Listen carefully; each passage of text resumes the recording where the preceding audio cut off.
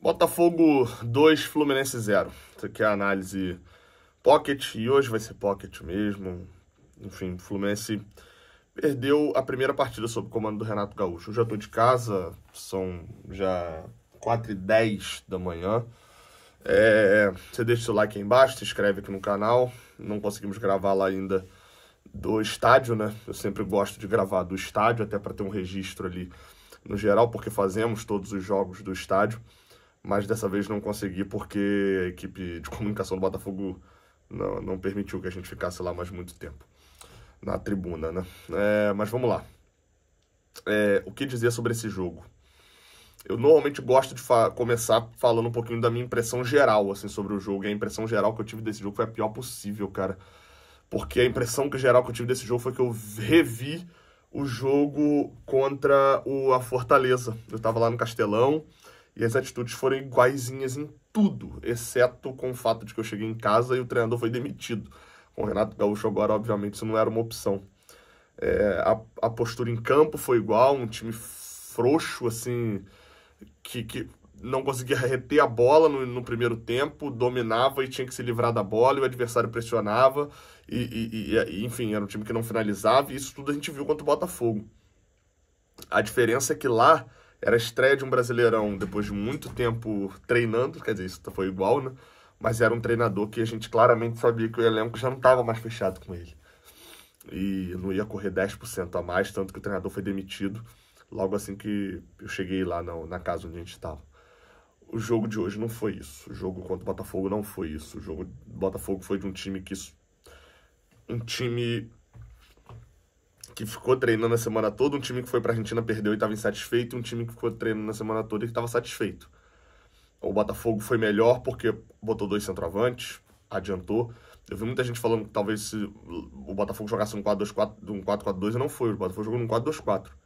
O Botafogo jogou com os 2 volantes, o Gregory e o Marlon Freitas, no meio de campo. O Gregory descia para poder fazer a tal da saída apoiada, né? A linha de 3 ali na defesa. O Marlon Freitas ficava à frente da defesa e ele espetava principalmente o Vitinho um pouco mais por dentro e o Cuiabano na ponta. E aí o primeiro tempo foi de um Botafogo que tentou atacar pelo menos 15 minutos iniciais pelo lado esquerdo, tentava povoar o lado direito, inverter bola no lado esquerdo para pegar o Cuiabano no mano a mano. Aliás, o Cuiabano e o Savarino, que estava caindo por ali, às vezes. Ou às vezes até o Mastriani era quem abria um pouquinho ali mais, ou o Igor Jesus abria um pouquinho mais o Igor Jesus ali. Abria um pouquinho mais para poder ficar no mano a mano, pegar o Samuel Xavier marcando 2, porque o Arias tinha que voltar um pouco para marcar.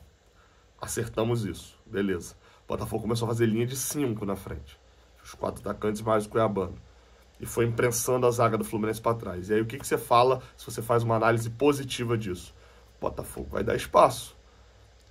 O Botafogo, quando se defendia, o Mastriani e o Igor Jesus ficavam no meio de campo. O Botafogo se defendia com 8, ou seja, vai ter espaço pra gente contra-atacar, né?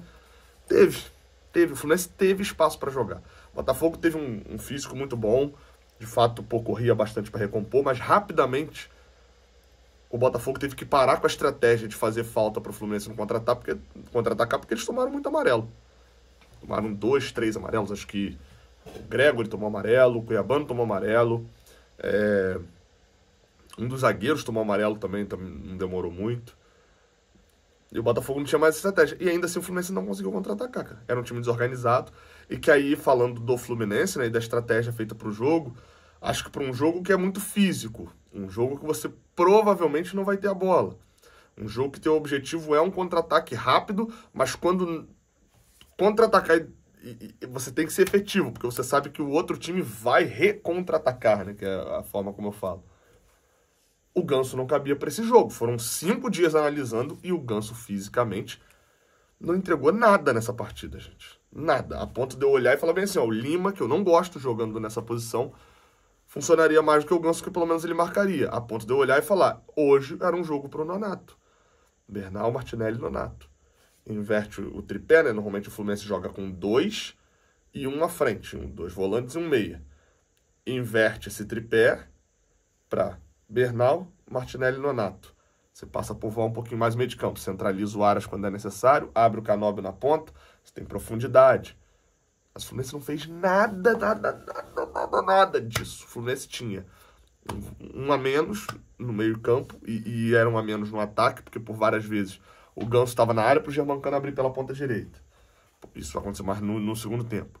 Por várias vezes o Ganso dominava, vinha sair com a bola, toques curtos, e eu não estou criticando aqui, pelo amor de Deus, eu não estou criticando o Ganso, estou criticando quem escalou, criticando o Renato. O Ganso parecia não ter condição física. Gente, o Ganso está no dia 8 de fevereiro, dia 5 de fevereiro. Ele voltou a jogar agora. Ele não foi pré-temporada, ele ficou 3 meses parado. E aí você pega contra o time. O Botafogo vem muito mal, tá? O Botafogo vem na sequência dos 7 vitórias do Botafogo no ano. Você vai ter ali, o maior time que ele ganhou foi a gente, que ganhou 2 vezes. Se você tirar as vitórias contra a gente, as maiores vitórias do Botafogo são contra o Juventude e o Carabobo da Venezuela, porque as outras são contra time pequeno no Carioca.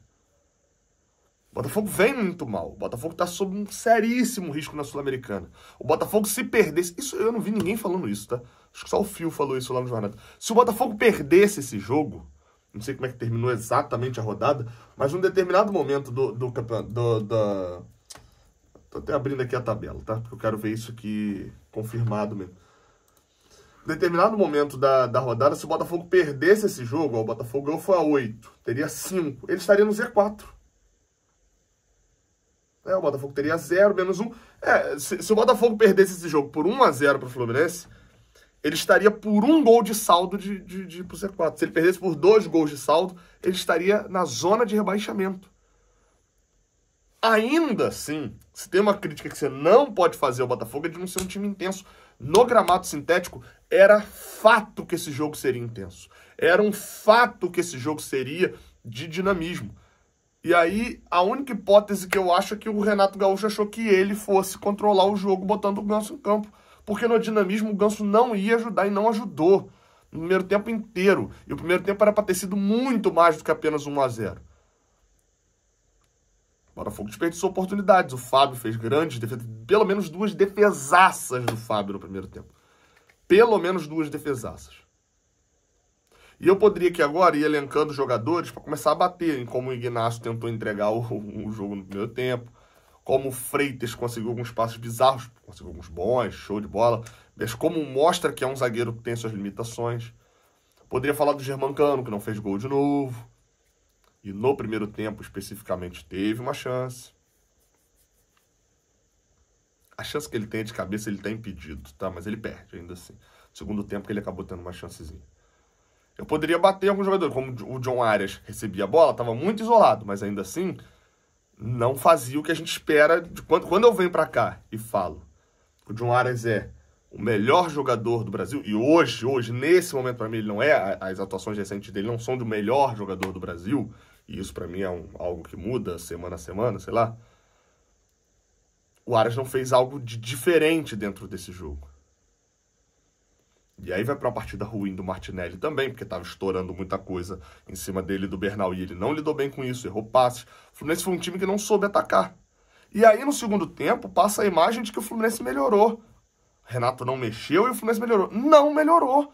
O Botafogo voltou pro segundo tempo, parecia que no intervalo todo mundo pegou um balde de feijoada e virou, tomando. O Botafogo voltou lento, não contra-atacava, mal postado, dando espaços para triangulação do Fluminense, que não acontecia. E é por isso que eu tô falando que o Botafogo voltou mal, o Fluminense não voltou bem. O Fluminense não melhorou no jogo. O que aconteceu foi que o Botafogo diminuiu tanto o ritmo no início do segundo tempo, puxou tanto o freio de mão, que o Fluminense teve espaços de convite que ele não conseguia fazer as coisas. A única coisa que rolou foi um chute do Bernal, de perna direita, que o John fez uma defesaça. E aí, sabe o que o treinador do Botafogo fez quando viu o time mal? Puxou 2 e mexeu. E o Renato demorou até quase 20 do segundo tempo para poder fazer a mexida. E mexidas que eram óbvias, a saída do Ganso. E aí, assim, dali pra frente foi um jogo mais igual mesmo. Só que assim, gente, um jogo igual. Quem tava vencendo, né? O Fluminense com muita dificuldade de criação. Foi um time extremamente sem conseguir criar jogadas. E o Botafogo, um time que no primeiro tempo me assustou muito no momento em que o Botafogo tinha a posse de bola, atacava. E aí na primeira oportunidade de contra-ataque, o Fluminense perde a bola e quem contra-ataca é o Botafogo. Quase saiu o gol, que é a defesaça do Fábio. Eu não sei se foi falta de vontade, eu não sei se foi falta de ritmo, eu não sei o que foi. Porque eu sei que a atuação do Fluminense não pode ser repetida dessa maneira. Um 2-0, e no final, uma bola entregue pelo Paulo Baia, e fica aqui a dúvida, né? O que tá acontecendo com o Keno? O Keno era a primeira opção para substituir em determinado momento, há cerca de 2 semanas atrás, a gente falava que tinha certeza, o Renato elogiando o Keno várias vezes, seguidas vezes, falando que o Keno é um jogador que eu gosto. E do nada, das últimas 4 partidas, o Keno não entrou, foi titular do time reserva, foi sacado no meio do jogo e não entrou. Nos últimos 3 jogos do time principal, o Keno não pisou em campo. E hoje, nesse jogo contra o Botafogo, o Renato Gaúcho decidiu por colocar o Paulo Baia, ao invés de colocar o Keno na ponta no segundo tempo. E aí fica outra pergunta, só para lembrar, tá? O Hércules estava relacionado para o jogo. Ia para a partida, mas estava com conjuntivite e acabou sendo relacionado. Quem entrou no lugar dele na relação foi o Paulo Baia. Por que o Paulo Baia entrou na relação? O Keno já estava lá e o Paulo Baia entrou em campo e o Keno não entrou. O que está acontecendo? A gente precisa tentar descobrir isso daí também. O fato hoje é que o Fluminense perdeu mais um clássico, é o 8º seguido para o Botafogo, merecendo perder demais. Tem Aparecidense, tem Sport e tem San José agora na sequência. O Fluminense precisa encaminhar a volta à tranquilidade. Porque, meu amigo, o tempo é curto. Tem Mundial já já. E no Brasileirão, nessa rodada, a gente ainda deve ficar no G4. Agora, por quanto tempo? Quanto tempo a gente segura por lá? Aí é outra história. Tá? Péssima partida. Tamo junto. Até a próxima. Valeu.